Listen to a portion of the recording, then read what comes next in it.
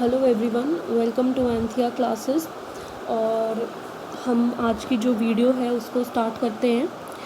आज जो टॉपिक हमें कवर करना है वो है reproductive health, which is the 4th chapter of the reproduction unit. तो रिप्रोडक्टिव हेल्थ, जैसा कि नाम से पता चलता है, इसमें हमें रिप्रोडक्शन की हेल्थ क्या है, इनका आपस में रिलेशन क्या है, उसको समझना है।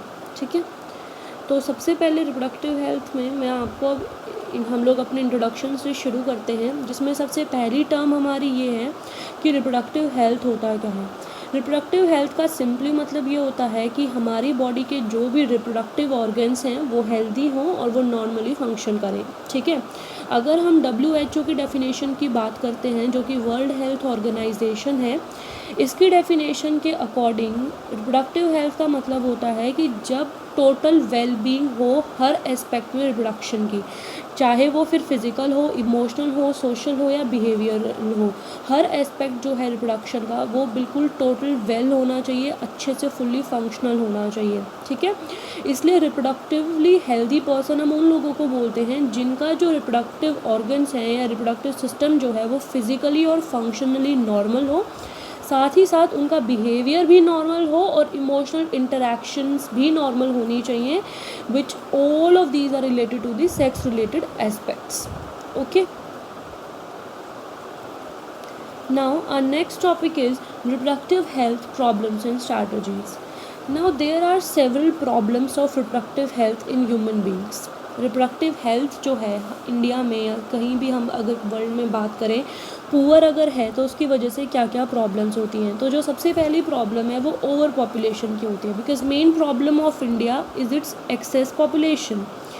Now the early one is next one is lake of awareness and knowledge. लोगों की रिप्रोडक्टिव हेल्थ ख़राब है, इस बारे में लोगों को जानकारी ही नहीं होती है।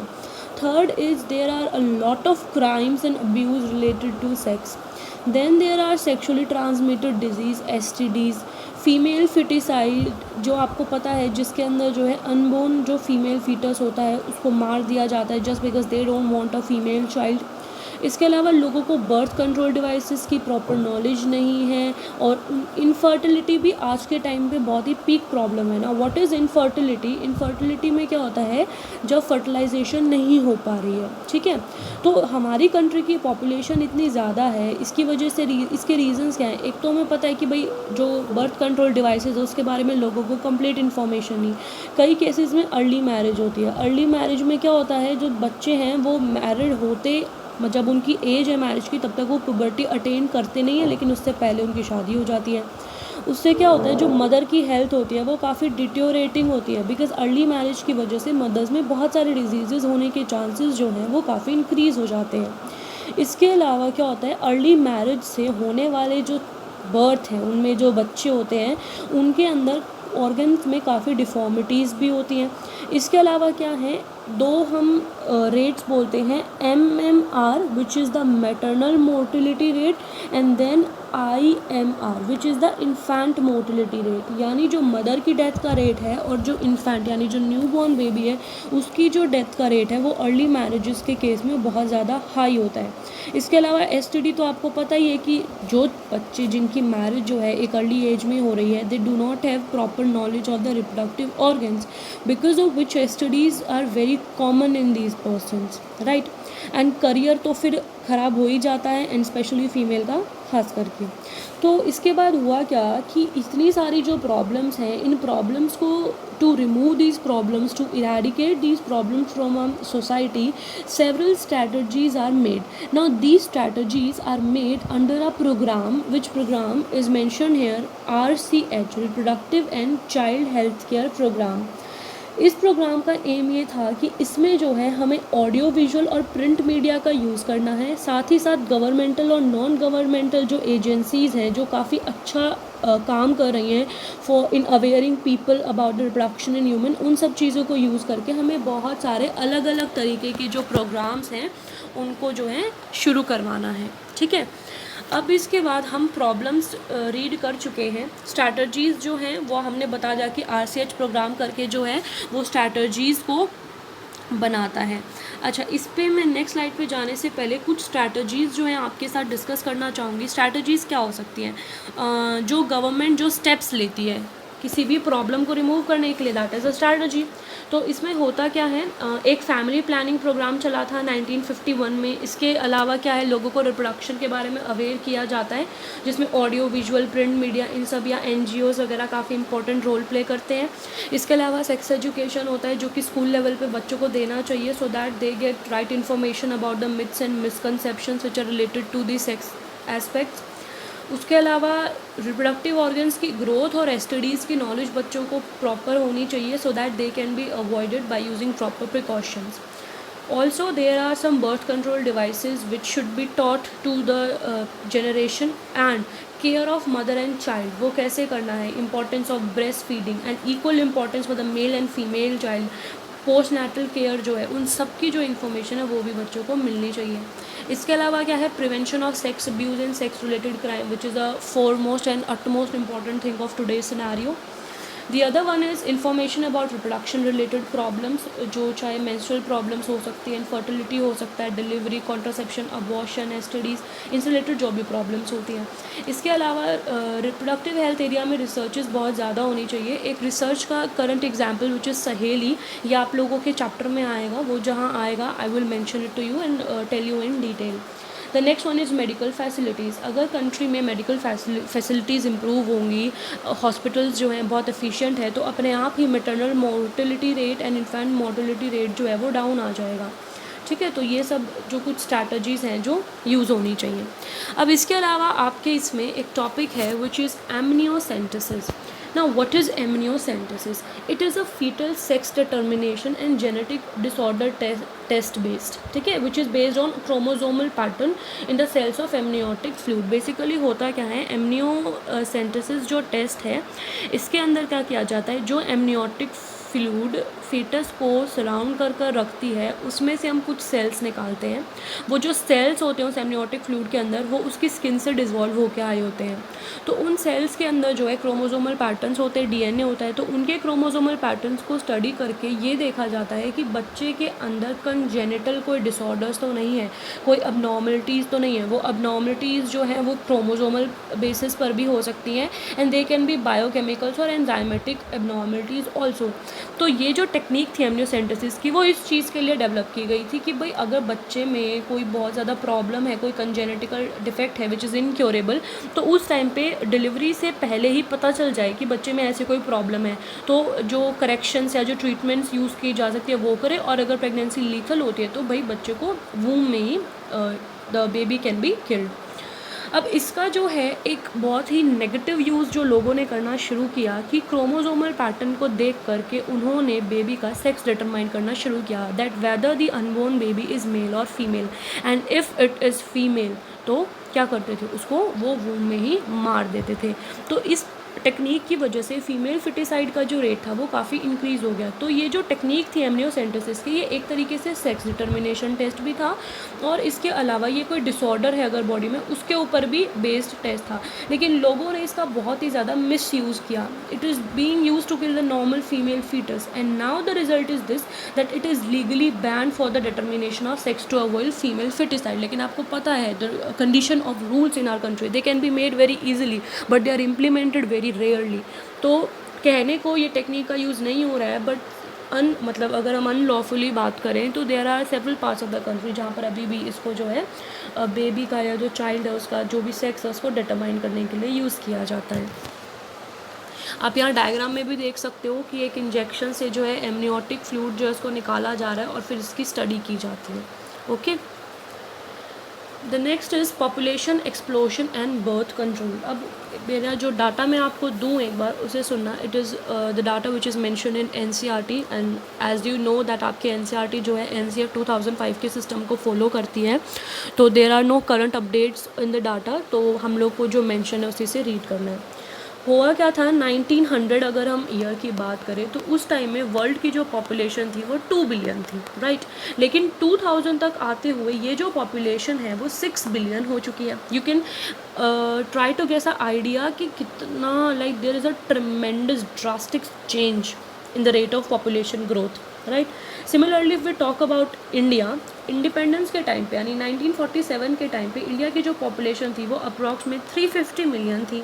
लेकिन अगर हम बात करें 2000 की, ठीक है, 2000 ईयर तक आते हुए अगर हम बात करते हैं, जो ये पॉपुलेशन थी ये 1.21 बिलियन हो चुके हैं। The population which was earlier in million now has turned and crossed billions, right. और अगर हम मार्च 2019 की बात करें तो जो एस्टिमेटेड पॉपुलेशन है इट इज़, मतलब ये लगा लो कि वर्ल्ड की 7.7 बिलियन है और हमारी अकेली 1.36 बिलियन है। तो यहीं से हमारी जो टर्म है वो निकल कर आती है population explosion, rapid increase in population over a relatively short period. Population में एक बहुत ही रैपिड इंक्रीज हुआ। देखो पॉपुलेशन में टाइम के साथ इंक्रीज होना एक नेचुरल थिंग है, लेकिन एक लिमिटेड टाइम में, a very short period of time में अगर बहुत ड्रास्टिक चेंज होता है पॉपुलेशन का तो उसे हम बोलते हैं पॉपुलेशन एक्सप्लोजन, की जो पॉपुलेशन है वो एक्सप्लोड कर गई है। अब होता क्या है, इतना ग्रोथ रेट होने की वजह से जो रिसोर्सेज की ऑलरेडी हम लोग स्कार्सिटी फेस करते हैं, जो रिसोर्सेज ऑलरेडी बहुत ही कम नंबर में प्रेजेंट है, चाहे फिर वो हमारे बेसिक रिक्वायरमेंट्स हो गई, फूड, वाटर, शेल्टर, क्लोथिंग, इन सब पर बहुत ज़्यादा प्रेशर पड़ता है और ये इन टर्न प्रेशर किस पर डालते हैं, हमारे नेचुरल रिसोर्सेज पर। तो लोगों के पास बेसिक रिक्वायरमेंट्स की चीज़ें भी नहीं होती हैं and it causes and it leads to a very severe scarcity of basic requirements. अब इसके रीजंस क्या हैं? रीजंस तो सबको पता है कि भाई अनप्रोटेक्टेड सेक्स हो गया, या फिर नॉलेज नहीं है बर्थ कंट्रोल डिवाइसेस की, मेडिकल टेक्निक्स जो हैं। अच्छा, इसमें एक पॉइंट है जो ध्यान से सुनना, मेटरनल मोर्टिलिटी रेट और infant mortality rate which is MMR and IMR, जो हमने पढ़ा था कि अगर मेडिकल फैसिलिटीज़ और हॉस्पिटल्स में ज़्यादा एडवांसमेंट होती हैं and they become more efficient and effective, तो ये रेट डाउन जा सकते हैं। आज के टाइम में हॉस्पिटल्स और इन सब में टेक्निक्स जो हैं वो बहुत ही ज़्यादा एडवांस है, टेक्नोलॉजी बहुत एडवांस है, बहुत ग्रोथ कर चुके हैं, तो ये जो रेट हैं ये बहुत ही डाउन जा चुके हैं। तो जब ये रेट डाउन जा चुके हैं तो एक्चुअली में जो पॉपुलेशन थोड़ा अगर मतलब कम होती थी तो वो भी अब नहीं हो रही है। तो MMR और IMR के अंदर भी एक रैपिड डिक्लाइन देखा गया है, यानी डेथ रेट में बहुत ही ज़्यादा डिक्रीज़ आया है, जिसकी वजह से क्या हुआ है, जो ये रिसोर्सेज के लिए जो प्रॉब्लम क्रिएट हो रही है वो हम सबके सामने है। इसके अलावा क्या है, there is a increase in number of people in reproducible age along with lack of awareness about contraceptive methods, because India का पॉपुलेशन हम बोलते हैं कि मैक्सिमम यंगस्टर्स हैं, so they are in a reproductively active phase, they don't know about the precautionary devices, as they don't know about the precautionary devices it leads to multiple births like 4 to 5 childrens. Now the problem is people don't know about the contraceptive methods, so there we require different steps to overcome this problem. इस problem को दूर करने के लिए हमें बहुत सारे steps लेने की ज़रूरत है। सबसे पहले स्टेप की अगर हम बात करें तो जो अभी तक लिए गए, देखो जो लेने की बात है that is a different thing, जो अब तक लिए जा चुके हैं वी विल रीड देम। तो सबसे पहले क्या हुआ है, जो स्टैट्यूटरी मैरिजेबल एज थी which was earlier very less for female which was 16, now it has been change कि फीमेल के लिए जो मैरिजेबल एज है it is 18 years and that is of male is 21 years. तो उससे क्या होता है, मैरिज में थोड़ा टाइम मिल जाता है, तो दे गेट मोर मच्योर। दूसरा क्या है, couples which have small families, government provides incentives to them, okay.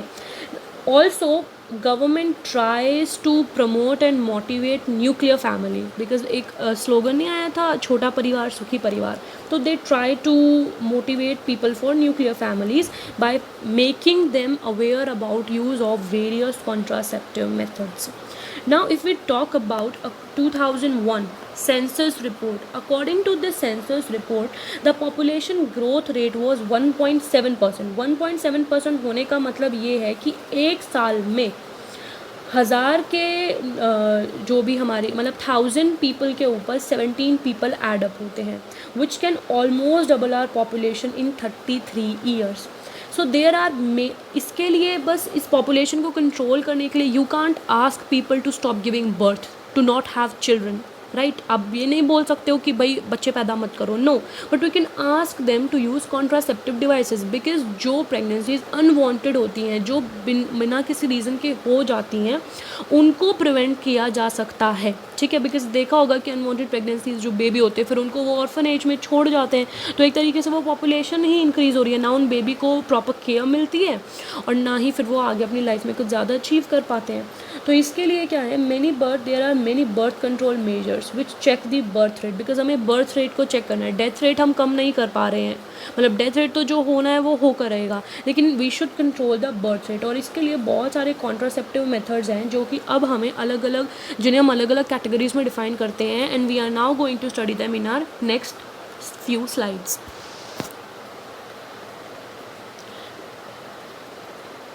There are two types of contraceptive methods, right?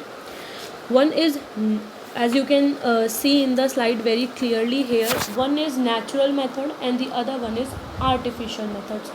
जो नेचुरल मेथड्स होते हैं, ये नेचुरल मेथड्स वो मेथड्स होते हैं जो कि टेम्पररी होते हैं, ठीक है, और जो आर्टिफिशियल मेथड्स होते हैं ये परमानेंट होते हैं। और इसके साथ ही इनकी जो रिवर्सिबिलिटी होती है, रिवर्सिबिलिटी का मतलब है कि ट्रीटमेंट करने के बाद अगर दोबारा हम इस ट्रीटमेंट को रिमूव करना चाहें तो वो रिमूव करने में बहुत ज़्यादा प्रॉब्लम होती है, तो वो काफ़ी पुअर होते हैं। तो सबसे पहले हम जो है अपने फर्स्ट नेचुरल मेथड से शुरू करते हैं। नेचुरल मेथड्स के अंदर वो मेथड्स आते हैं which prevents the meeting of sperm and ovum. अगर स्पर्म और ओवम मीट नहीं करेंगे, वो मिल नहीं रहे हैं, तो क्या होगा, अपने आप ही जो है जो फर्टिलाइजेशन के चांसेस है वो खुद ब खुद बहुत ही ज़्यादा डिक्रीज़ हो जाएंगे, they will get reduced, right. अब इसके बाद हम आते हैं और आर्टिफिशियल मेथड, जैसा कि पता है कि they include use of artificial materials, ठीक है। आर्टिफिशियल मेथड जो होते हैं वो आर्टिफिशियल मटेरियल्स यूज़ करते हैं कॉन्ट्रासेप्शन के लिए, ठीक है, उनको भी हम डिटेल में पढ़ेंगे। तो सबसे पहले हम शुरू करते हैं नेचुरल मेथड्स को। नेचुरल मेथड्स क्या होते हैं, ये 3 तरह के मेथड्स हैं, पीरियोडिक एब्स्टिनेंस, विड्रॉल और coitus interruptus and lactational amenorrhoea. Now first I would like to start with periodic abstinence. इसके अंदर होता क्या है, it also known as temporary avoidance of sex. Now listen to me, इसमें होता क्या है, एज वी नो कि जो इसमें जो कपल्स होते हैं they try avoid having coitus, copulation, intercourse, जो भी हम ये सब कॉमन नेम है सेक्स के लिए ही। तो वो लोग उस टाइम पे, दैट इज़ मेंस्ट्रुअल साइकिल का 10 से लेकर के 17th जो डे है, 10 से लेकर 17वां दिन जो है मेंस्ट्रुअल साइकिल का, उस टाइम पे वो लोग किसी भी तरह के सेक्सुअल कांटेक्ट को अवॉइड करते हैं, बिकॉज इस टाइम पे जो ओव्यूलेशन है वो हो रहा होता है, तो जो फर्टिलाइजेशन के चांसेस होते हैं वो बहुत ही हाई होते हैं। तो इसलिए, और क्योंकि हमने पढ़ा था ना कि 14th डे पे ओव्यूलेशन होता है, तो उस टाइम पे क्या होता है, फर्टिलाइजेशन के चांसेस बहुत हाई होते हैं, बिकॉज ओव्यूलेशन 14th डे पे हो रहा है। तो जो ओवा उसमें से रिलीज होता है वो 1 से 2 दिन जो है, मतलब it lives in the living condition. और इसके अलावा जो स्पर्म है वो 3 डेज़ तक हमारे ट्रैक्ट, जो फीमेल रिप्रोडक्टिव ट्रैक्ट है उसके अंदर सर्वाइव कर सकते हैं। तो इसमें ये देखा गया है कि अगर मेंस्ट्रुअल साइकिल के 10 से लेकर के 17 डे तक अगर जो है कॉपुलेशन को प्रिवेंट किया जाता है, किसी भी तरीके के कोइटस को अगर हम एब्सटेन करते हैं उससे, तो उसमें क्या होता है, फर्टिलाइजेशन के चांसेस बहुत ही ज़्यादा घट जाते हैं, ठीक है। अब इसमें प्रॉब्लम क्या है, इस मेथड में इसकी इफेक्टिवनेस जो है ये बहुत ही लिमिटेड है, बिकॉज क्या है, मोस्टली जो फीमेल है उनके अंदर रेगुलर मेंस्ट्रुअल साइकिल्स होती हैं, तो करेक्ट टाइम ओव्यूलेशन का प्रिडिक्ट करना जो है वो मुश्किल हो जाता है, ठीक है। तो इस वजह से इस मेथड की जो इफेक्टिवनेस है वो इतनी ज़्यादा नहीं है, लेकिन इसका कोई साइड इफ़ेक्ट नहीं होता। तो अगर उस नज़र से हम देखें तो काफ़ी अच्छा भी ये मेथड है, ठीक है। इसके बाद हम अगर यहाँ पर देखें तो जो सेकंड मेथड है दैट इज़ विदड्रॉवल और कोइटस इंटरप्ट। इसको हम विदड्रॉल मेथड इसलिए बोलते हैं बिकॉज इसमें होता क्या है, जो मेल है वो विदड्रॉ कर लेता है अपने पेनिस को from the vagina before ejaculation, ठीक है। मतलब इंसेमिनेशन जो होता है, in which semen is released inside the female reproductive tract, वो इंसेमिनेशन होने से पहले ही the penis is withdrawal, that is the ejaculation is withdrawal, जिससे क्या होगा, सीमन जो है वो वेजाइना के बाहर रिलीज़ होगा। तो वेजाइना में रिलीज़ नहीं हुआ है तो मेल जो एग है वो फ्यूज़ नहीं करेंगे and there will be no fertilisation. Now this method is only moderately effective because time of ejaculation is very pleasant, especially for male. तो इसमें बहुत ही few chances होते हैं कि वो withdrawal कर पाए, that too on correct time, because what happens, जो हमने ग्लैंड्स पढ़े थे मेल रिप्रोडक्टिव ट्रैक्ट में, उनमें जो सीमेन वो प्रोड्यूस करते हैं उसमें से कुछ प्री कम की भी सिक्रेशन होती है, विच इज़ प्री सीमेन, जो क्या होता है ऑलरेडी पेनिस के हेड पर एक्यूमुलेटेड होता है। तो उसकी वजह से भी कई बार देखा गया है कि जो स्पर्म्स हैं they may pass into the vagina even before the ejaculation, right. Now the third technique is lactational amenorrhoea. Lactational amenorrhoea जो है इसे हम एक तरीके से एब्सेंस ऑफ मेंस्ट्रुएशन भी बोलते हैं. ठीक है, इसका मतलब क्या है, जब जो फीमेल है वो बहुत ही इंटेंस लैक्टेशन करी होती है, मतलब वो बेबी को फीड करी है, तो उस टाइम पे क्या होता है, मेंस्ट्रुअल साइकिल बॉडी में ऑपरेट नहीं होते हैं. तो अगर मेंस्ट्रुअल साइकिल ऑपरेट नहीं हो रही है तो ओवम कोई रिलीज़ नहीं होगा. ओवम रिलीज़ नहीं हुआ है तो स्पर्म किसको फर्टिलाइज़ करेगा, किसी को भी नहीं. तो इसको भी हम यूज़ किया जा सकता है. बट प्रॉब्लम क्या होती है कि ये जो मेथड है ये सिर्फ 6 मंथ्स तक ही एक्टिव एंड इफेक्टिव होता है. बिकॉज 6 मंथ तक ही बहुत ही जो हम इंटेंस लैक्टेशन बोलते हैं वो होता है. उसके बाद वो लैक्टेशन जो है उतने उसमें होता नहीं है. तो ये जो मेथड्स हमने 3 पढ़े हैं ये नेचुरल मेथड्स हैं, इनके अंदर कोई भी आर्टिफिशियल चीज़ें नहीं हो रही हैं. राइट, तो इसलिए हमने इनको नेचुरल मेथड्स की कैटेगरी में डिवाइड किया है. लेकिन अब जो हम मेथड्स पढ़ेंगे वो हम लोग आर्टिफिशियल मेथड्स पढ़ रहे हैं. ठीक है, मतलब वो मेथड्स जो कि ह्यूमन ने डिवाइस किए हैं to what, avoid fertilisation. The next one is artificial methods, जिसको हम बेसिकली 4 कैटेगरी में डिवाइड करके पढ़ते हैं. Barrier methods, IUDs which are known as intrauterine devices, surgical methods and chemical and hormonal methods. Right, तो हम सबसे पहले अपने फर्स्ट मेथड पर आते हैं which is barrier method. Now what is barrier method? होता क्या है, इस मेथड में ओवम और स्पर्म को हम बैरियर्स की हेल्प से मिलने नहीं देते हैं which in returns prevent the fertilisation. Now these methods are available for the males also and for the females also, जिसमें सबसे पहला जो है which is this is condoms. Now condoms are made of thin rubber latex sheet. ये बहुत ही thin rubber की latex sheet से बनी होती हैं जिसे यूज़ किया जाता है to cover the penis.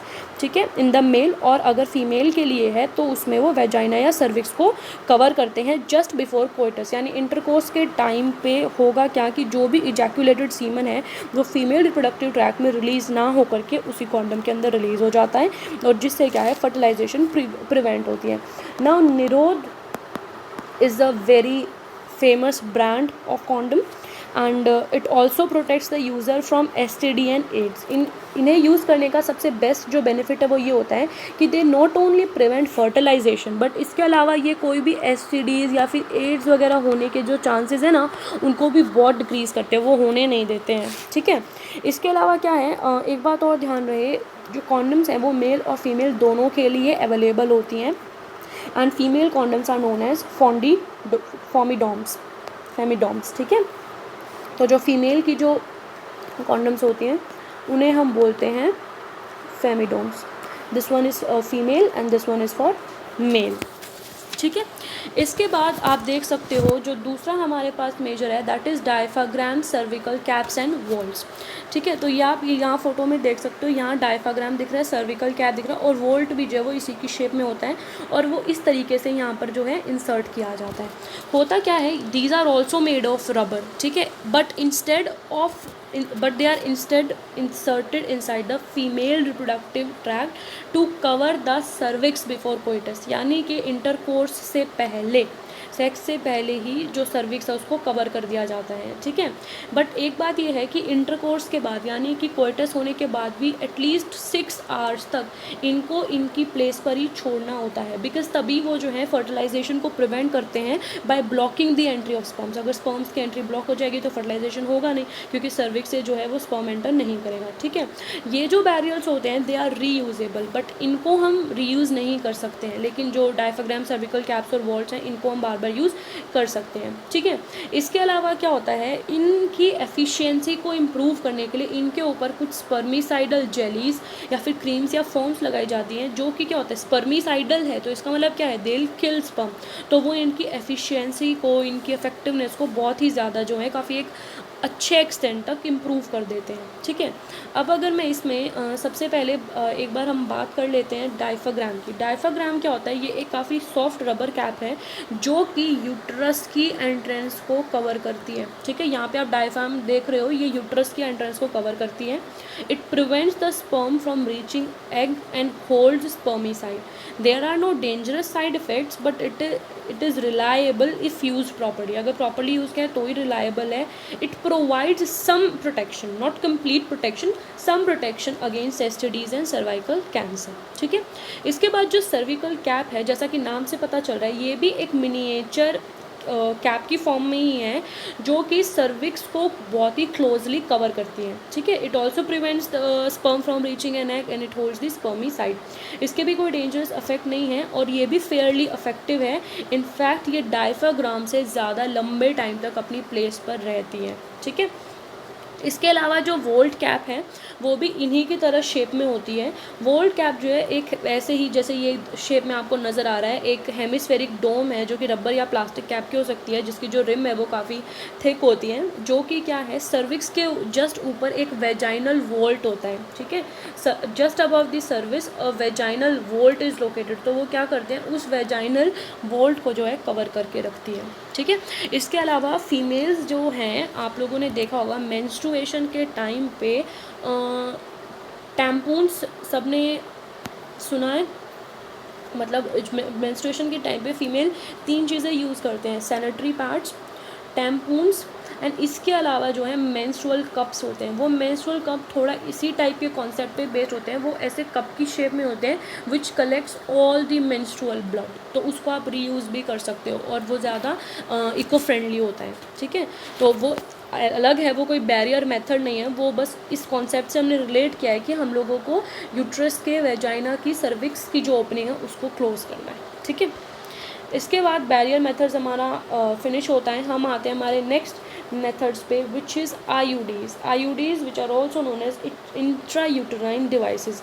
Now these devices are very effective and very popular methods, ठीक है। IUDs जो होते हैं वो डॉक्टर्स या फिर जो एक्सपर्ट नर्सेज होती हैं वो वेजाइना से होते हुए यूट्रस में उन्हें इंसर्ट करते हैं। यहाँ पे आप देख सकते हो कि एक IUD को यूट्रस के अंदर इंसर्ट किया होता है, ठीक है। अब ये जो डिवाइसेस हैं ये बहुत ही अलग अलग टाइप्स के होते हैं, जैसा कि आप यहाँ डायग्राम में देख सकते हो और यहाँ पर भी आपको नज़र आ रहा है, टी शेप नज़र आ रही है, ठीक है। अब सुनो, IUDs क्या है, अलग अलग टाइप की होती है। जैसे कुछ होती है non medicated IUDs, for example Lippes loop, ठीक है। कुछ नॉन मेडिकेटेड IUDs हैं जिन्हें हम लिपीज़ लूप बोलते हैं। इसके अलावा कुछ IUDs होती हैं जो कि कॉपर रिलीजिंग IUDs होती है, बिकॉज वो क्या रिलीज़ करते हैं, यहाँ देख सकते हो डायग्राम में, कॉपर आयंस रिलीज़ करते हैं। और उनके एग्जाम्पल जो हैं वो है copper T, copper 7, multi load 375। Don't worry, मैंने ये जो एग्जांपल्स हैं ये आपको नोट्स के PDF में मेंशन करके दिए हैं, तो आप वहाँ से देख सकते हो, अभी सिर्फ सुन लो, ठीक है। इसके अलावा क्या होता है, थर्ड टाइप होता है हार्मोन रिलीजिंग IUDs, जिसके एग्जांपल हैं प्रोजेस्टेरोन एंड LNG-20। अब होता क्या है, IUDs जो हैं एक्चुअली में करती क्या है, IUDs जो हैं वो किसी भी जो स्पर्म है यूट्रस के अंदर उसके फेगोसाइटोसिस के रेट को बहुत ज़्यादा इंक्रीज़ कर देती हैं। Now you all know what is phagocytosis, मतलब कि जो सेल डाइजेशन है उसको बहुत ज़्यादा इंक्रीज़ कर देती हैं। इसके अलावा जो कॉपर रिलीजिंग जो IUDs होती हैं वो क्या करती है, कॉपर आयंस को रिलीज़ करती हैं। वो रिलीज़ हुए जो कॉपर आयंस है वो स्पर्म की मोटिलिटी को सप्रेस करते हैं and they also decrease the fertilising capacity of sperms. इसके अलावा जो हार्मोनल IUDs हमने पढ़ी, ये हार्मोनल IUDs क्या हैं, ये सर्विक्स में, जहाँ मतलब सर्विक्स में या यूट्रस में जहाँ पर इम्प्लांटेशन होनी चाहिए जाइगोट की, उसको बहुत ही हॉस्टाइल कर देते हैं। हॉस्टाइल का मतलब होता है जहाँ, हॉस्टाइल का नॉर्मली हम क्या बोलते हैं कि जहाँ पर लिविंग कंडीशंस ना हो, बहुत ही एंटी इन्वायरमेंट हो, बहुत अगेंस्ट एनवायरनमेंट, तो स्पर्म्स के लिए उस एनवायरनमेंट को बहुत अगेंस्ट कर देती हैं and they don't survive there. IUDs are ideal contraceptive methods by the females के लिए IUD सबसे आइडियल कॉन्ट्रासेप्टिव मेथड्स हैं। इनफैक्ट इंडिया में बहुत ही वाइडली एक्सेप्टेड ये मेथड है, ठीक है। लेकिन ये जो IUDs है ना, इनके कुछ ड्रॉबैक्स भी होते हैं, कुछ नेगेटिव इफेक्ट्स भी होते हैं। फॉर एग्जांपल, क्योंकि इन्हें यूट्रस में इम्प्लांट किया जा रहा है तो ये माइनर इरिटेंट की तरह काम कर सकते हैं। इरिटेंट की तरह मतलब क्या है, they can cause irritation in the uterus. In fact severe cases में परफोरेशन भी करते हैं, यूट्रस की जो वॉल है उसके अंदर परफोरेशन कर देते हैं। इसके अलावा होता क्या है, कई बार क्या होता है कि ब्लीडिंग, जब मेंस्ट्रुअल साइकिल चलती है तो उस टाइम पे बहुत ही एक्सेस में पेन भी हो सकता है, एक्सेस में ब्लीडिंग भी हो सकती है, इन्फेक्शन का रिस्क बहुत ज़्यादा बढ़ जाता है। इसके अलावा एक चीज़ जो होती है, कंडीशन होती है जिसे हम बोलते हैं ट्यूबुलर प्रेगनेंसी। ये आपको पता है कि नॉर्मल प्रेगनेंसी में इम्प्लांटेशन कहाँ होते हैं, यूट्रस की वॉल के अंदर, एंडोमेट्रियम में। लेकिन कुछ कंडीशंस में क्या होता है कि जो प्लांटेशन जो होती है ना एम्ब्रियो की, वो फेलोपियन ट्यूब में हो जाती है या फिर ओविडक्ट में हो जाती है, तो वो प्रेगनेंसी बहुत ही रिस्की होती है। तो तो क्या होता है, आईयूडीज जो है उस प्रेगनेंसी, वैसी प्रेगनेंसी होने के जो चांसेस है, ट्यूबुलर प्रेगनेंसी होने के जो चांसेस है उसको काफ़ी ज़्यादा इंक्रीज़ कर देते हैं। तो ये जो डिवाइस है ये उन लोगों के लिए रिकमेंड नहीं किया जाता है who eventually intend to conceive, जिन्हें बिल्कुल कभी नहीं करना है, they can use IUDs, but जिनका प्लान है that they want to conceive after some time, तो उनके लिए ये इतना अच्छा ऑप्शन नहीं है। इसके बाद है हमारा third method which is chemical और हार्मोनल मेथड। केमिकल और हार्मोनल मेथड जो है इसे हम लोग एक्चुअली में ये दो तरीके की फॉर्म्स में मिल रहा है। एक तो कुछ ओरल कॉन्ट्रासेप्टिव पिल्स होती हैं और इसके अलावा कुछ इंजेक्शंस एंड इम्प्लांट्स होते हैं। तो हम सबसे पहले जो है अपनी ओरल कॉन्ट्रासेप्टिव पिल्स के साथ शुरू करते हैं। होता क्या है, इन पिल्स के अंदर जो है काफ़ी स्मॉल डोजेज़ में प्रोजेस्टेरोन हार्मोन या फिर प्रोजेस्टेरोन और एस्ट्रोजन दोनों हार्मोन के जो कॉम्बिनेशंस होते हैं वो यूज़ किए जाते हैं टैबलेट्स की फॉर्म में, ठीक है। डेली जो है मतलब जब कभी भी टैबलेट लेना स्टार्ट किया है तो फर्स्ट 21 डेज तक डेली टैबलेट्स लेनी होती हैं with in the first 5 days of menstrual cycle, okay. But after a gap of 7 days it has to be repeated, ठीक है। तो इनका एक कोर्स होता है, एक सीक्वेंस होता है जिसमें इसको फॉलो करना होता है। तो अगर गलती से उस कोर्स में कोई मिस्टेक हो जाती है तो इनका फेलियर के चांसेस बढ़ जाते हैं। तो इसको यूज़ करना काफ़ी कॉम्प्लिकेटेड होता है बट अफेक्टिव है, ठीक है। तो इसको यूज़ जो मैंने एक बार आपको बताया, I would like to repeat that statement which is daily pills have to be taken for 21 days starting with in the first 5 days of menstrual cycle. After a gap of 7 days it has to be repeated. Now ये pills करती क्या है, they inhibit ovulation and implantation, because ये hormones के साथ छेड़छाड़ कर रही हैं, प्रोजेस्टेरोन एस्ट्रोजन के कॉम्बिनेशन के साथ। तो ये क्या करते हैं, ओव्यूलेशन की टाइमिंग को या तो ओव्यूलेशन को ही नहीं होने देंगे या फिर इम्प्लांटेशन की जो कंडीशंस हैं उनको काफ़ी हॉस्टाइल जो है वो क्रिएट बना देते हैं, ठीक है। इसके अलावा एक एग्जांपल जो हमने पढ़ा था कि मेडिकल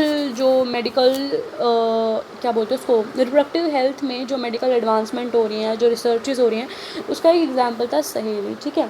सहेली is a weekly non steroid pill, ठीक है। ये नॉन स्टेरॉयड है और वीकली, हर वीक मतलब वीकली इसका कोर्स चलता है, जो कि डेवलप की गई थी by CDRI. CDRI is Central Drug Research Institute which is located in Lucknow and it has a very high contraceptive value और बहुत ही ज़्यादा ये यूज़ की जाती हैं, ठीक है। इसके अलावा एक तो ओरल कॉन्ट्रासेप्टिव पिल्स होते हैं, इसके अलावा कुछ और भी पिल्स होती हैं जैसे माला डी हो गया, माला एन हो गया, तो ये भी पिल्स होती हैं जो कि यूज़ की जाती हैं। अच्छा, इन पिल्स को उन विमेन के लिए रिकमेंड नहीं किया जाता है जिनकी कोई डिसऑर्डर्स की हिस्ट्री रही है, यानी जिनको कभी डायबिटीज़ रहा हो या कोई हाइपरटेंशन की प्रॉब्लम हो, लिवर माल फंक्शन रहा हो, कैंसर हो ब्रेस्ट का या फिर रिप्रोडक्टिव सिस्टम का कोई कैंसर हो, तो उन लोगों को ये ओरल पिल्स जो हैं वो यूज़ करने के लिए रिकमेंड नहीं किया जाता है बिकॉज ये हार्मोन्स पे काम करते हैं, ठीक है। तो इतना उन लोगों के लिए इसको रिकमेंड नहीं करते। इसके अलावा क्या है, कुछ पिल्स आती है जिन्हें बोला जाता है एमरजेंसी पिल्स, जैसे आपने नाम सुना होगा आई पिल का, ठीक है। तो आई पिल का हो गया या फिर इसके अलावा पिल 72 का हो गया, इसके अलावा अनवांटेड 72 हो गई। तो होता क्या है, इनफैक्ट इन्हें एक और नाम दिया जाता है मॉर्निंग आफ्टर पिल्स। बेसिकली होता क्या है, इन पिल्स को तब यूज़ किया जाता है जब in night there was unprotected sexual intercourse. अब क्योंकि प्रोटेक्टेड था तो देर आर चांसेस कि कंसीव कर चुके हैं, तो वो कंसीव ना करे तो इसके लिए अगले 72 आवर्स तक ये जो पिल्स हैं ये ली जा सकती हैं। इन पिल्स की जो एफिशिएंसी होती है वो फर्स्ट 24 आवर्स में बहुत ज़्यादा होती है, ठीक है। तो ये एक तरीके से बर्थ कंट्रोल पिल्स हैं जो कि इमरजेंसी कंडीशंस में यूज़ की जानी चाहिए, अगर जो है कॉन्ट्रासेप्टिव मेथड का यूज़ करना जो है किसी रीज़न की वजह से भूल गए हैं, या तो रेप की कंडीशन हो या फिर कॉन्डम ब्रेक कर जाए, तो ये जो इमरजेंसी पिल्स हैं इनको यूज़ किया जा सकता है। बट इनको यूज़ करना इतना अच्छा नहीं होता है बिकॉज इसमें बहुत सारे साइड इफ़ेक्ट्स होते हैं, जैसे कि मेंस्ट्रुअल इरेगुलेशन हो सकता है। इनफैक्ट कई बार there is break through bleeding through uterus इतना ब्लीड कर जाता है, कई बार वॉमिटिंग की भी कंडीशन होती है, तो इतना अच्छा ये है नहीं। इसके बाद next one is injections and implants. Injections और इम्प्लांट्स में क्या होता है, कुछ हार्मोनल कॉम्बिनेशंस को यूज़ करके फीमेल्स के लिए या तो कुछ इंजेक्शंस बनाए जाते हैं या कुछ इम्प्लांट्स बनाए जाते हैं जो कि उनकी बॉडी में इंसर्ट किए जाते हैं। तो यही होते हैं इंजेक्शन और इम्प्लांट्स में। तो सबसे पहले मैं एक बार आपके साथ इंजेक्शंस की बात करती हूँ। जो इंजेक्शंस हैं ये कुछ नहीं, इनके अंदर ये बेसिकली प्रोजेस्टेरॉन डेरिवेटिव इंजेक्शंस होते हैं। ये इंजेक्शंस जो है हर 3 महीने में दिया जाता है, और ये जो है जो प्रोजेस्टेरॉन हार्मोन है उसको बॉडी में बहुत स्लोली रिलीज़ करते हैं, जो कि इन रिटर्न ओव्यूलेशन को प्रिवेंट करता है, ओव्यूलेशन होने नहीं देता। ठीक है, ये बहुत ही कन्वीनियंट है इनको यूज़ करना, और हाईली इफेक्टिव भी हैं। साइड इफ़ेक्ट्स बहुत कम है, और अगर साइड इफ़ेक्ट होता भी है तो ओकेजनली कभी कभार हैवी मेंस्ट्रुअल ब्लीडिंग हो सकती है।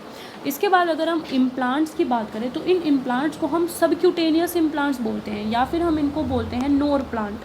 सबक्यूटेनियस इम्प्लांट में होता क्या है, ये एक नया कॉन्ट्रासेप्शन का मेथड है विच इज़ सबक्यूटेनियस। क्यूटन किसको बोलते हैं, हमारी स्किन को।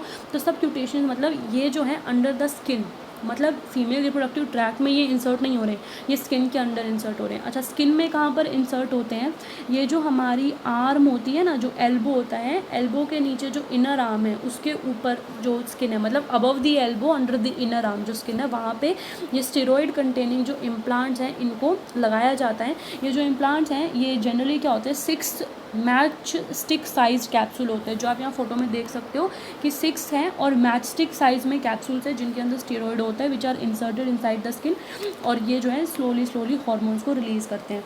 ये हेल्प कैसे करते हैं, या तो ये ओव्यूलेशन को ब्लॉक कर देते हैं, ओव्यूलेशन नहीं होता है, या फिर ये क्या करते हैं, जो सर्विकल म्यूकस होता है ना हमारा, एंट्री पॉइंट पे जो सर्विकल म्यूकस प्रेजेंट है फीमेल रिप्रोडक्टिव ट्रैक में, उसको बहुत ही ज़्यादा थिक कर देते हैं। तो उसकी वजह से क्या होता है, स्पर्म का ट्रांसपोर्ट जो है वो हो नहीं पाता है।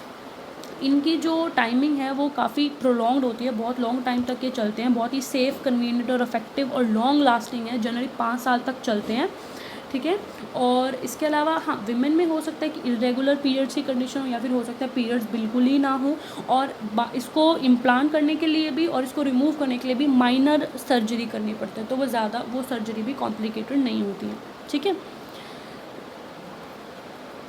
अब इसके बाद हम आते हैं हमारे नेक्स्ट मेथड पर which is surgical method.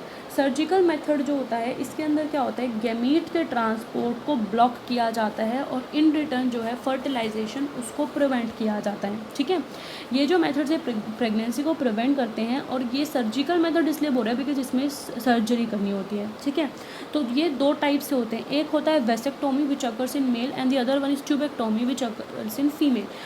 Vasectomy जब मेल में होता है तो इसमें होता क्या है, इसमें a small part of vas deferens is removed and then cut ends are tied up through a small cut on the scrotum. जो आप देख सकते हो कि वासा डिफरेंस को कट किया जा रहा है और फिर इनको टाई अप किया जाता है। ठीक है, तो अब क्या होगा, स्पर्म का कोई ट्रांसफ़र होगा, नहीं होगा, बिकॉज पैसेज ब्लॉक हो चुका है। अगर हम फीमेल की बात करें तो फीमेल में भी आप देख सकते हो कि जो फेलोपियन ट्यूब्स हैं उनको कट किया जा रहा है और फिर उनको टाई अप किया जा रहा है। तो इसमें भी क्या हो रहा है कि यहाँ पर जो इसमें जो स्मॉल कट है वो एब्डोमेन में लग रहा है, इसमें जो स्मॉल कट है वो स्क्रोटम में लग रहा है। ठीक है, अब इसके ये जो दोनों टेक्निक्स हैं ना, अगर हम ये इरिवर्सिबल है, मतलब अगर रिवर्सिबल है लेकिन बहुत ही पुअर रेट के साथ, यानी एक बार अगर किसी ने सर्जिकल मेथड से ऑपरेशन से ये कट करा लिया और बाद में वो भाई कंसीव करना चाहते हैं और वो इनको रीजॉइन कराने का ट्राई करें, तो वो रीजॉइन होने के बाद वो फुल्ली फंक्शनल होगी ट्यूब या नहीं, उसके जो चांसेस होते हैं वो बहुत ही कम होते हैं। ठीक है, तो वो बहुत ही घट जाते हैं। इसके अलावा वेसेक्टोमी और ट्यूबेक्टोमी में जो हम नसबंदी बोलते हैं कॉमन लैंग्वेज में, तो जो वेसेक्टोमी है मेल में और ट्यूबेक्टोमी है फीमेल में, ये दोनों में हो सकती है, लेकिन क्या है, इसको मेल को ज़्यादा कराना चाहिए, बिकॉज फीमेल में जो कट लगना है वो एब्डोमेन में लग रहा है। तो क्योंकि फीमेल के जो भी जेनेटिकल ऑर्गन्स है वो इनसाइड द बॉडी हैं, लेकिन मेल के जो जेनेटल ऑर्गन है वो आउटसाइड द बॉडी है, तो वहाँ पर ऑपरेट करना चीज़ों को ईजी है, ऑपरेशन में मिस्टेक होने के चांसेस कम हो जाते हैं, लेकिन मेल्स कराते नहीं हैं just because of the male chauvinist society, we are living male ego. But अगर हम साइंटिफिकली बात करें तो vasectomy is much more effective and convenient also. Effective तो दोनों हैं बट कन्वीनियंट जो है वो वेसेक्टोमी है। ठीक है, इसके अलावा अब आपने देखा होगा यहाँ पर हमारा तो दोनों में अगर कोई डिफरेंस पूछता है तो डिफरेंस बता सकते हो कि वेसेक्टोमी जो है इसमें ये मेल में होती है, ट्यूबेक्टोमी फीमेल में होती है। एक में वासा डिफरेंशिया कट करते और टाई अप करते हैं, दूसरे में ओविडक्स को कट और टाई अप करते हैं, एक में स्पर्म के पैसेज को ब्लॉक किया जाता है और एक में ओवा के पैसेज को ब्लॉक किया जाता है। राइट, तो यहाँ पे हमारे जो भी हमें कॉन्ट्रासेप्टिव मेथड्स पढ़ने थे वो ख़त्म होते हैं। ठीक है, although contraceptives they have a very significant role in checking the uncontrolled growth of population. ठीक है, yet there are very possible ill effects, मतलब वैसे तो कॉन्ट्रासेप्टिव मेथड्स फर्टिलाइजेशन को रोकने के लिए अच्छा है, लेकिन इनके बहुत सारे नेगेटिव इफेक्ट्स भी होते हैं। जैसे नोजिया हुआ, नोजिया तो सबको पता होगा, NAUSEA, nausea is basically N inclination of vomit, जो वॉमिट आने की फीलिंग होती है। इसके अलावा एब्डोमिनल पेन हो गया, इरेगुलर मेंस्ट्रुएशन हो गया, या फिर ब्रेक थ्रू ब्लीडिंग हो गई मेंस्ट्रुअल टाइम पे, इवन ब्रेस्ट कैंसर के चांसेस होते हैं। ठीक है, तो ये वो बैरियर मेथड्स हमारा जो टॉपिक है उसे हम यहाँ पे एंड करते हैं, and it is over. Now, our next topic is MTP. MTP stands for Medical Termination of Pregnancy. होता क्या है, फुल फॉर्म जो है MTP की वो यहाँ पे लिखी है, मेडिकल टर्मिनेशन ऑफ प्रेगनेंसी। और ये बेसिकली इंडिया में अबॉर्शन जो है वो लीगल है, और इसे चेक करता है एक्ट जो बनाया गया था 1971 में, आप देख सकते हो, जिसे 1971 में बनाया गया है MTP एक्ट। बेसिकली होता क्या है, जो गवर्नमेंट है वो परमिशन देती है कि आप जो है वॉलंटरली यानी अपनी मर्ज़ी से और इंटेंशनली जो है प्रेगनेंसी को टर्मिनेट करवा सकते हो, जब तक कि एम्ब्रियो की कंप्लीट डेवलपमेंट नहीं होती, यानी कि स्टार्टिंग कंडीशन में ही जो है आप अबॉर्शन करा सकते हो। तो एक तरीके से जो ये मेडिकल टर्मिनेशन ऑफ प्रेगनेंसी है, इसको हम इंड्यूस्ड अबॉर्शन भी बोल सकते हैं। तो गवर्नमेंट जो थी इंडिया की, उन्होंने MTP को 1971 में लीगलाइज कर दिया था। अब बेसिकली ध्यान से सुनना, होता क्या है, जो प्रेगनेंसी होती है वो कई बार हो सकता है कि अनवांटेड हो। अनवांटेड प्रेगनेंसी होने का रीज़न क्या हो सकता है, इट इज़ पॉसिबल कि कई बार कैजुअल अनप्रोटेक्टेड इंटरकोर्स हुआ है तो कंसीव हो गया, लेकिन बेबी नहीं चाहिए तो अबॉर्शन कराना है। कई बार हो सकता है कि कॉन्ट्रासेप्टिव डिवाइसेस यूज़ किए थे लेकिन वो फेल हो गए तो कराना है। इसके अलावा कई बार क्या हो सकता है, रेप के केस में अगर विक्टिम जो है वो कंसीव कर चुके हैं तो उसको अबॉर्शन कराना है तो किया जा सकता है। और इसके अलावा अगर जो मदर बेबी को कैरी कर रही है और टेस्ट वगैरह करके ये पता चला है कि बेबी के अंदर या तो कोई बहुत ही इनक्योरेबल डिजीज़ है, मतलब जेनेटिकली बच्चे के अंदर बहुत ही कोई डिजीज़ है जो बाद में उसकी लाइफ को बहुत ज़्यादा painful and full of sufferings बना देगा, तो जो है हम अबॉर्शन कर सकते हैं। या फिर अगर मदर की बॉडी को रिस्क है उस प्रेगनेंसी से तो भी जो है अबॉर्शन किया जा सकता है। ठीक है, तो यहाँ पर आप देख सकते हो कि इंड्यूस टर्मिनेशन ऑफ प्रेगनेंसी के लिए कुछ केसेस हैं, जहाँ कुछ सिचुएशंस हैं जहाँ पर MTP अलाउड है। जैसे मदर या तो रेप सर्वाइवर है, या फिर क्या है, कोई भी पोटेंशियल फिजिकल या मेंटल डेंजर है मदर को अगर प्रेगनेंसी कंटिन्यू होती है। हो सकता है फीटस को कोई पॉसिबल डेंजर हो, या फिर हो सकता है एक्सीडेंटल प्रेगनेंसी हो। तो इस टाइम पे जो है गवर्नमेंट जो है MTP कराने की परमिशन आपको प्रोवाइड करती है। अब ये जो मेडिकल टर्मिनेशन है प्रेगनेंसी का, ये होता क्या है, ये अप टू 12 वीक्स तक सेफ़ होता है, मतलब फर्स्ट ट्राइमेस्टर में सेफ़ होता है। अगर उसके बाद हम सेकेंड ट्राइमेस्टर की बात करते हैं, दैट इज़ द 24 वीक्स, तो ये थोड़ा ज़्यादा रिस्की हो जाता है।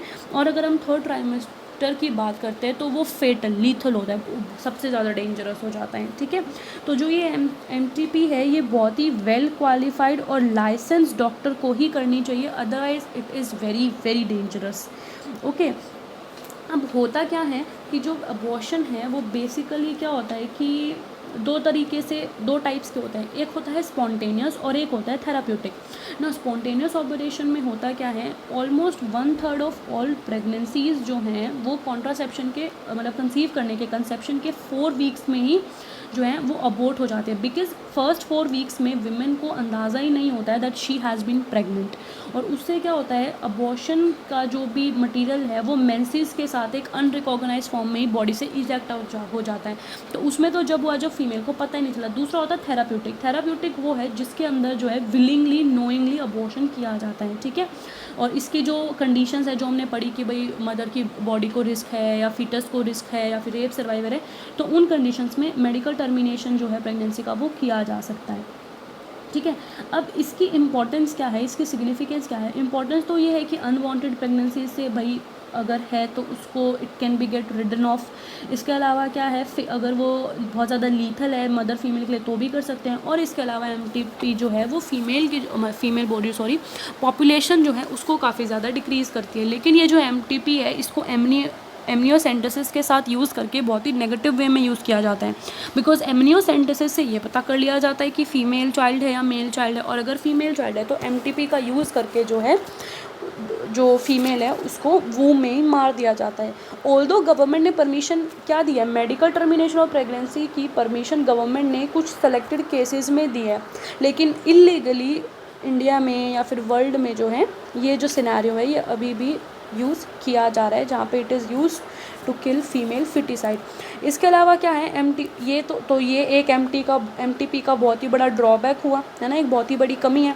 इसके अलावा क्या है, कई बार जो एमटीपीज़ होती हैं ये बहुत ही इलीगली और अनक्वालिफाइड क्वैक्स बोल सकती हूँ मैं, इनको अनक्वालिफाइड डॉक्टर्स करते हैं, जो कि बहुत ज़्यादा रिस्की होता है। इसके अलावा एमटीपी बिकॉज आप एक लाइफ को आप मार रहे हो, तो ये बहुत ही इमोशनल, एथिकल, रिलीजियस और सोशल इश्यूज़ को भी रेज़ करता है, बिकॉज जो लोग इसके अगेंस्ट में हैं, कुछ लोग इसके फेवर में हैं, तो इसकी वजह से एमटीपी के ये ड्रॉबैक्स हो जाते हैं।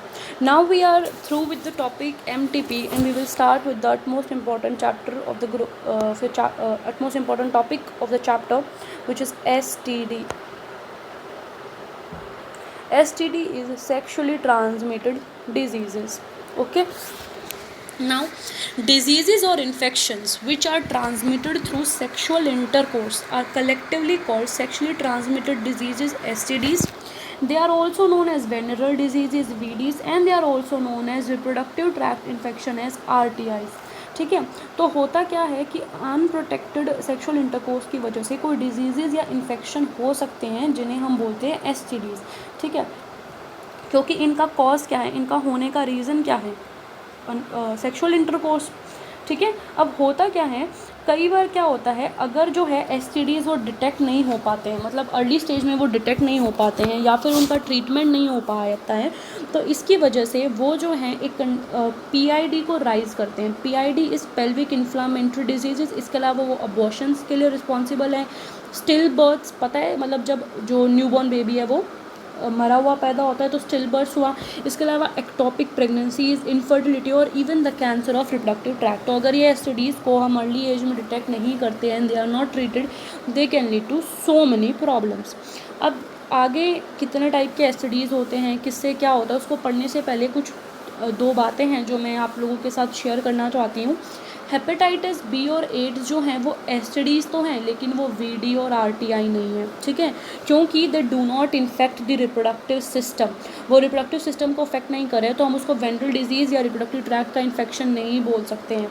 क्योंकि जो ये हेपेटाइटिस बी और एड्स हैं, ये हेपेटाइटिस बी तो जो है वो हमारे लिवर को अफेक्ट करता है, और जो एड्स है वो बॉडी के इम्यूनिटी सिस्टम को अफेक्ट करता है। तो ये STDs तो हैं बिकॉज सेक्सुअल इंटरकोर्स की वजह से ये डिजीज़ हुए हैं, लेकिन ये VD और RTI नहीं होते हैं। ठीक है, एड्स को चेक करने के लिए इसका एक डायग्नोस्टिक टेस्ट होता है विच इज़ ELISA, जिसे हम बोलते हैं एंजाइम, ये जो टेस्ट है ELISA, इसे हम बोलते हैं एंजाइम लिंक्ड इम्यूनोसॉर्बेंट असे।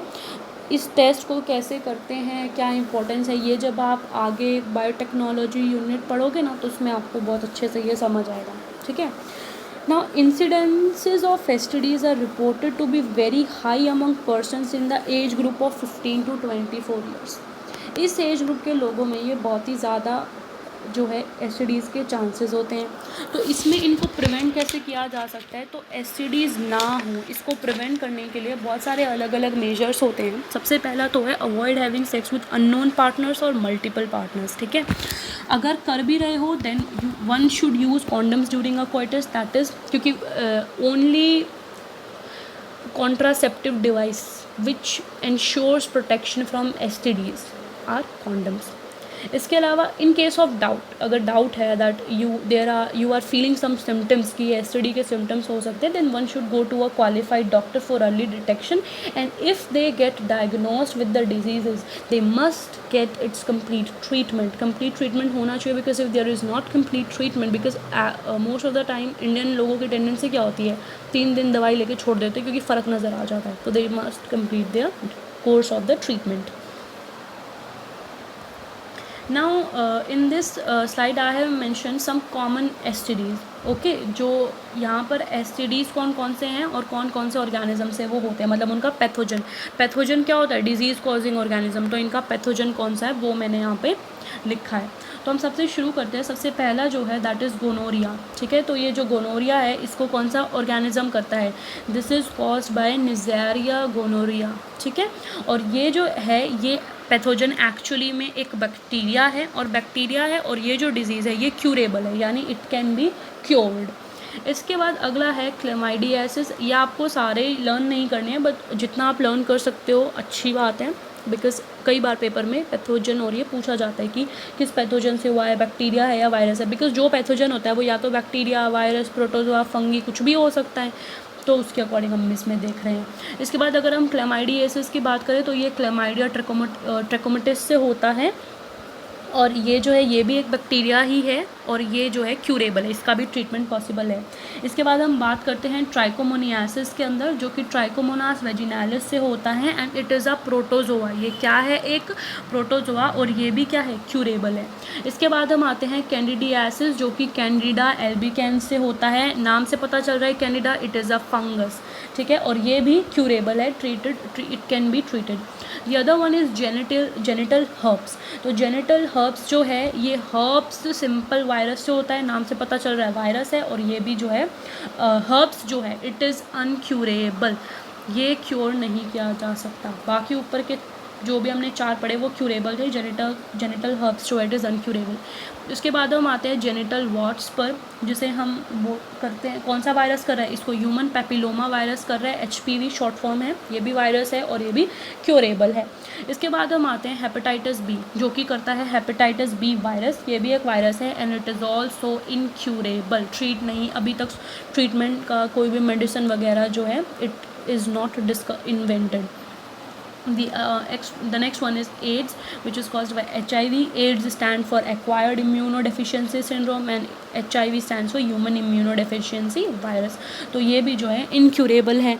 तो हमने एसटीडीज़ में देख लिया कि 3 तरह के ही ऐसे एसटीडीज़ हैं जो कि क्यूरेबल नहीं है, जिनका ट्रीटमेंट जो है अभी तक पॉसिबल नहीं है। बाकी एसटीडीज़ को अगर अर्ली स्टेज में डायग्नोस कर लिया है तो उनका ट्रीटमेंट पॉसिबल है। तो वो 3 कौन कौन से हैं, HIV infection, hepatitis B virus and genital herpes, ठीक है। इसके अलावा एक बात ध्यान रहे कि जनरली इन सभी एसटीडीज़ में कुछ कॉमन सिम्टम्स होते हैं। वो सिम्टम्स क्या होते हैं वो सुन लो। Early common symptoms of most of the disease are itching, fluid discharge हो रहा है, इसके अलावा स्वेलिंग है और स्लाइट पेन है एब्डोमेन में। तो ये जो है कुछ सिम्टम्स हैं। इसके अलावा टेस्ट जो करते हैं हम एसटीडीज़ के लिए वो क्या होते हैं, जो कन्फर्मेटरी टेस्ट करते हैं। कई बार तो क्या होता है कि स्पेसिफिक स्टेनिंग, मतलब बॉडी से फ्लूइड कलेक्ट करके, जेनिटल ऑर्गन से फ्लूइड कलेक्ट करके उसको माइक्रोस्कोपिक ऑब्जर्वेशन में रखा जाता है, उसको कल्चर किया जाता है, स्टेनिंग करके उसको यूज़ किया जाता है। ये कुछ मेथड है जो मैं आपको बता रही हूँ। दूसरा मेथड क्या है, एलाइजा, जो हमने पढ़ा, एंजाइम लिंक्ड इम्यूनोसॉर्बेंट ऐसे। इसके अलावा थर्ड मेथड होता है डीएनए हाइब्रिडाइजेशन, और फोर्थ है पीसीआर, जिसे हम बोलते हैं पॉलीमरेज चेन रिएक्शन। ये पीसीआर और ये सब आपको अभी समझ नहीं आ रहा होगा, you don't have to worry, once we will complete our genetic वाली जो हम चैप्टर करेंगे और बायोटेक वाली चैप्टर करेंगे तो वहाँ पे ये सब आएगा डिटेल में, तो आपको समझ आ जाएगा। वहाँ पे हम जैसे अगर पीसीआर पढ़ेंगे तो पीसीआर की एप्लीकेशन क्या है, तो उसमें हम ये पढ़ेंगे कि एसटीडीज़ को डायग्नोस कर सकते हैं। यहाँ पे हम उसे एज अ एसटीडी का डायग्नोस्टिक टेस्ट पढ़ रहे हैं, तो एक ही बात है, ठीक है। तो इसके साथ हमारा एसटीडीज़ का जो टॉपिक है वो फिनिश होता है। अब हम आते हैं हमारे नेक्स्ट टॉपिक पर, विच इज़ इनफर्टिलिटी। इनफर्टिलिटी होता क्या है, it is the inability to conceive और produce children even after regular and prolong unprotected sexual contacts. यानी कि now the individual is trying to conceive और प्रोड्यूस और हैव बेबी, लेकिन उसकी बॉडी के अंदर कुछ प्रॉब्लम्स है, कुछ डिफॉर्मिटीज़ है, जिसकी वजह से वो फर्टिलाइजेशन नहीं हो पा रहा है उसकी बॉडी में, तो उसे हम बोलते हैं इनफर्टिलिटी। अब होता क्या है, इस इनफर्टिलिटी के जो हैं बहुत सारे रीज़न्स हो सकते हैं, क्योंकि बॉडी में प्रॉब्लम्स होने के जो रीज़न हैं वो बहुत सारे हो सकते हैं। जैसा कि क्या है, कई बार हो सकता है कि फिज़िकल कोई प्रॉब्लम हो या इम्यूनोलॉजिकल कोई इशू है, इवन कई बार साइकोलॉजिकल भी इशू होता है, ठीक है। जैसे अगर हम मेल्स में इनफर्टिलिटी के रीज़न की बात करें तो अल्कोहलिज़म है वो एक बहुत ही प्रोमिनेंट रीज़न है इनफर्टिलिटी का, जो कि क्योंकि अल्कोहलिज़म जो है वो स्पर्मेटोजेनेसिस जो प्रोसेस है ना उसके अंदर डिफेक्ट्स क्रिएट करता है। इसके अलावा क्या है, कई बार क्या है, स्पर्म की मोटिलिटी नहीं होती है, या फिर स्पर्म में इतनी स्ट्रेंथ नहीं होती है, या फिर ऑलरेडी स्पर्म के अंदर कोई इन्फेक्शन होता है, या फिर उसके अंदर जो वाई क्रोमोसोम है वो डिलीटेड होता है तो नहीं हो पाता है। कई बार थायराइड का डिसफंक्शन की वजह से भी इनफर्टिलिटी हो सकती है मेल में। इसके अलावा क्या है, वेसेक्टोमी कभी कराई थी और अब उसको दोबारा से मतलब रिवर्स करा के, मतलब पहले कभी वेसेक्टोमी में वासा डिफरेंस को टाई अप कराया था, अब उसको दोबारा से ज्वाइन कराया है, लेकिन अभी भी नहीं हो पा रहा है बिकॉज अच्छी कंडीशन में नहीं हुआ है। हो सकता है कि सेमिनल फ्लूइड जो था उसके अंदर लो फ्रक्टोज कंटेंट हो, तो ये सारी बहुत सारी प्रॉब्लम्स हो सकती है जो मेल में इनफर्टिलिटी करते हैं। अगर हम फीमेल में इनफर्टिलिटी की बात करें तो एक कंडीशन हो सकती है एनोवुलेशन, मतलब कि उसकी बॉडी में ओवुलेशन हो ही नहीं रहा है, एग भी रिलीज नहीं हो रहा है। कई बार हो सकता है कि जो ल्यूटल फेस है उसमें कोई डिफेक्ट है, हो सकता है यूट्रस या वेजाइना की वॉल में कोई डिफेक्ट है, कई बार हो सकता है उसका सर्विक्स जो है, सर्विक्स पे जो म्यूकस होता है वो इतना थिक है कि स्पर्म की एंट्री ही नहीं हो पा रही है। तो इसके अलावा हो सकता है अर्ली मिसकैरेज हो गया हो, या ट्यूबेक्टोमी फीमेल ने कराई हो, या इम्प्लांटेशन में कोई प्रॉब्लम हो, या फिर फेलोपियन ट्यूब की जो फिमरे थे, फिंगर लाइक प्रोजेक्शन जो कि ओवा कलेक्ट करते हैं, उसमें कोई प्रॉब्लम हो, तो उस वजह से जो है इनफर्टिलिटी फीमेल में हो सकती है। अब जो ये इनफर्टिलिटी होती है ना, ये दो टाइप की होती है, primary infertility and secondary infertility. Primary infertility में होता क्या है, इसके अंदर वो पेशेंट्स होते हैं जो कभी भी कंसीव नहीं कर पाए हैं, ठीक है, जिन्होंने कभी कंसीव नहीं किया। और सेकेंडरी इनफर्टिलिटी वो होती है जो एक प्रेगनेंसी तो सक्सेसफुल हो चुकी होती है, लेकिन अब वो सब्सिक्वेंटली अगर दोबारा ट्राई कर रहे हैं कंसीव करने का तो वो नहीं कर पा रहे हैं, ठीक है, तो वो होती है सेकेंडरी इनफर्टिलिटी। अब इन इनफर्टिलिटीज़ को रिमूव करने के लिए कुछ स्पेशलाइज्ड इनफर्टिलिटी क्लिनिक्स होते हैं जो कि इन कपल्स की हेल्प करते हैं by diagnosing their problem and then providing adequate treatments, ठीक है, उनको एडिक्वेट ट्रीटमेंट्स वो देते हैं, जिन्हें हम बोलते हैं ARTs। ARTs are assisted reproductive technologies. अब हमें उन ARTs को डिटेल में करना है। अच्छा, उनमें डिटेल में जाने से पहले एक बात ध्यान रहे, कोई भी जो डायग्नोस्टिक फर्टिलिटी क्लिनिक है वो ARTs का यूज़ तभी करता है, मतलब ART पे जाने से पहले मान लो कोई मेल फीमेल इनफर्टिलिटी का इशू लेकर आए हैं, तो वो पहले उसे मेडिसिन के थ्रू क्योर करने की कोशिश करते हैं, जैसे vitamin E, C, folic acid, B12, ये सारी जो भी मेडिसिन हैं वो मेल्स को दी जाती है। इसके अलावा फीमेल को डेक्सामेथोनोज यूज़ किया जा सकता है ताकि उनकी बॉडी में ओवुलेशन अच्छा हो। इसके अलावा क्लोमीफेन सिट्रेट, ये कुछ नाम है मेडिसिन के जो उनको दिए जाते हैं, ऑल्दो ये आपको लर्न नहीं करने हैं, I am just telling you for your knowledge, ठीक है। तो जब ये मेडिसिन और ये सब मतलब इस मेडिसिन का कोई भी फ्रूटफुल रिजल्ट नहीं मिला है, तो जो क्लिनिक है वो ARTs पर जाता है। ARTs जो हैं, जैसा कि आपको नाम से पता है, ये हैं असिस्टेड रिप्रोडक्टिव टेक्नोलॉजीज़, ठीक है। तो अब हम जो हैं इसमें सबसे पहली टेक्नोलॉजी से शुरू करते हैं, which is IVF, in vitro fertilisation, या फिर जिसे मोस्ट कॉमनली हम बोलते हैं टेस्ट ट्यूब बेबीज़, और ये आपने सुना होगा, ठीक है। तो इसमें होता क्या है टेस्ट ट्यूब बेबी में, इसमें ओवम और स्पर्म का जो फ्यूजन है वो विमेन की बॉडी के बाहर होता है, जहाँ पे वो एक जाइगोट फॉर्म करते हैं और उसके बाद उसे डिवाइड करना अलाउ करते हैं टू फॉर्म दी एम्ब्रियो, और फिर उस एम्ब्रियो को जो भी फीमेल इनफर्टाइल थी उसके यूट्रस में इम्प्लांट किया जाता है, और वहाँ पे वो फीटस डेवलप होकर एक चाइल्ड में डेवलप हो जाता है। इसलिए हम इसे बोलते हैं टेस्ट ट्यूब बेबी, बिकॉज जो फर्टिलाइजेशन है वो टेस्ट ट्यूब के अंदर हुई है, ठीक है। इस मेथड में सबसे पहले होता क्या है, ओवा फ्रॉम द वाइफ और द डोनर फीमेल, जो भी डोनर फीमेल है या वाइफ है उससे कलेक्ट किया जाता है। सिमिलरली जो स्पर्म है उसको हस्बैंड या डोनर मेल से कलेक्ट किया जाता है, और फिर लेबोरेटरी में उन दोनों को फ्यूज़ किया जाता है टू फॉर्म दी जाइगोट। फिर उस जाइगोट को डिवाइड करने दिया जाता है, डिवाइड करने दिया जाता है up to the 8 blastomere condition, ठीक है। अगर वो 8 ब्लास्टोमियर कंडीशन तक डिवाइड हो चुका है तो उसके बाद फिर वहाँ पे इंजेक्शंस या टेक्निक्स का यूज़ करके उस जाइगोट को या उस अर्ली एम्ब्रियो को जो है फेलोपियन ट्यूब में ट्रांसफ़र किया जाता है। किस में ट्रांसफ़र किया जाता है? फेलोपियन ट्यूब में। और इसलिए उसको हम बोलते हैं टेक्निक को जाइगोट इंट्राफेलोपियन ट्रांसफ़र, क्योंकि बाहर फॉर्म हुए जाइगोट को हमने फेलोपियन ट्यूब के अंदर ट्रांसफ़र कर दिया, ठीक है। अगर वो जो एम्ब्रियो है वो 8 ब्लास्टोमियर कंडीशन से ज़्यादा डिवाइड हो चुका है, मान लो 32 ब्लास्टोमियर कंडीशन तक पहुँच चुका है, तो उसको फेलोपियन ट्यूब में ना इंसर्ट करा के उसको सीधा यूट्रस में इंसर्ट किया जाता है, और उस टेक्निक को हम बोलते हैं IUT, which is intra uterine transfer, ठीक है। और क्योंकि यहाँ पे जो जाइगोट है वो 32 स्टेज तक पहुँच चुका है, तो वह एक्चुअली में एक एम्ब्रियो बन चुका है, तो यहाँ पे एम्ब्रियो का ट्रांसफ़र हो रहा है, तो इसलिए इसको एक और नाम दे देते हैं ET, which is embryo transfer, ठीक है। तो यहाँ पे जो फर्टिलाइजेशन है वो इन विट्रो हुई है, यानी आउटसाइड द बॉडी के बाहर हुई है, लेकिन जो ग्रोथ है, ठीक है, जो ग्रोथ हो रही है एम्ब्रियो की वो क्या है, वो इन वीवो है, क्योंकि वो बॉडी के अंदर हो रही है, ठीक है। तो ये जो था ये हमारा इनफर्टिलाइजेशन या फिर टेस्ट ट्यूब बेबी था, ठीक है। इसके बाद हम आते हैं हमारी नेक्स्ट टेक्निक पर, विच इज़, इसे हम शॉर्ट में बोलते हैं जिप। जायगोट इंट्राफेलोपियन ट्रांसफर जो आप डायग्राम में यहाँ पर देख सकते हो कि फर्टिलाइजेशन के बाद जो जायगोट है उसको कहाँ इंसर्ट किया है, फेलोपियन वॉल में, ठीक है। और यहाँ ये पीछे वाला डायग्राम समझ आ गया था ना कि ओवरी से एग लिया जो भी डोनर थी, और फिर ऐसे ही यहाँ से स्पर्म लिया, दोनों को बाहर आर्टिफिशियली फ्यूज़ कराया और फिर फीमेल के अंदर इंसर्ट कर दिया, ठीक है। इसके बाद हमारा नेक्स्ट है gift which is gamete intrafallopian transfer. इसमें होता क्या है, मैं आपको इसे डायग्राम को थोड़ा जूम करके दिखाती हूँ। यहाँ पे होता क्या है, एग्स जो हैं ओवरी से कलेक्ट किए जाते हैं और इसके बाद बाहर जो है सीमन का एक सैंपल लिया जाता है और उस पर उन्हें फर्टिलाइज कराया जाता है और फिर दोबारा से फेलोपियन ट्यूब में इंसर्ट कर दिया जाता है। तो इसे गैमीट इंट्राफेलोपियन ट्रांसफ़र इसलिए बोला जा रहा है बिकॉज इसमें जो फीमेल है वो ओवम प्रोड्यूस, इसमें देखो दोनों तरीके की कंडीशन हो सकती हैं, हो सकता है कि फीमेल में प्रॉब्लम हो सकता है मेल में प्रॉब्लम हो।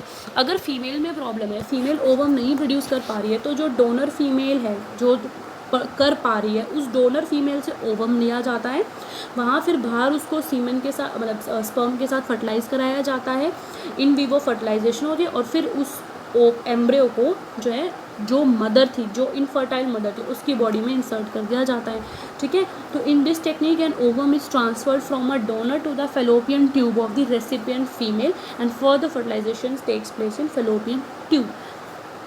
अब इसके बाद हम अगले उस पर आते हैं जो कि था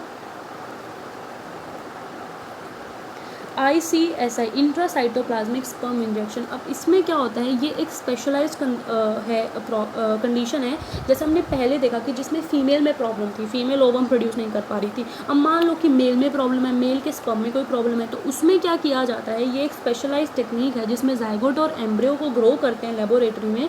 इसमें क्या करते हैं, जो ओवम है ना उसको इंजेक्शन के थ्रू स्पर्म इंजेक्ट किया जाता है और फिर वो जाइगोट बनता है। जैसे आप यहाँ डायग्राम में देख तो ये एक होल्डिंग टूल है, इसने बेसिकली क्या किया है, ओवम को जो एग है उसको होल्ड करके रखा है और ये एग का साइटोप्लाज्म है। एक इंजेक्शन निडल का यूज़ करके स्पर्म को अंदर इंजेक्ट किया गया और यहाँ पे आप देख सकते हो कि एग के साइटोप्लाज्म में जो है एक बहुत ही फाइन निडल, एक सुई का यूज़ करके स्पर्म को अंदर इंजेक्ट किया, फर्टिलाइजेशन हो गई और अब इसको फीमेल के अंदर डाल दो।